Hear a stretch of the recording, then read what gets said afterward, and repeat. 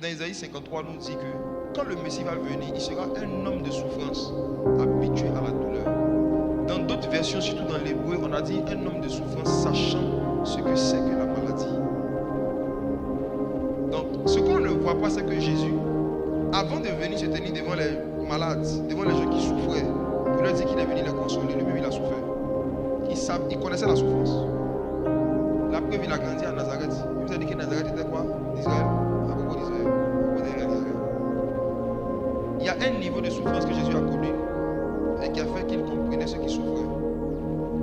Vous savez, je prends un exemple. Il y a beaucoup parmi vous, vous avez manqué de vêtements de qualité, de vêtements de marque. Vous avez manqué, comme vous étiez en famille, de pouvoir vous habiller, surtout pendant les temps de fête, comme vous le voulez. C'est quelque chose qui vous a beaucoup attristé, parfois humilié dans le milieu primaire, secondaire. Où on voit que tu portes toujours les mêmes habits. Les enfants manquaient de l'école du primaire. Là, voilà. Comme nous, à l'époque, on n'a pas aidé certaines personnes beaucoup. Quand tu as vécu, par exemple, ce genre d'humiliation sociale, où tes parents n'avaient pas les moyens de changer régulièrement tes vêtements, ou de te payer des vêtements qui allaient avec les circonstances où tu partais, ça crée une blessure, une frustration. Et même quand tu deviens grand, je vous dis la vérité, c'est là quelque part.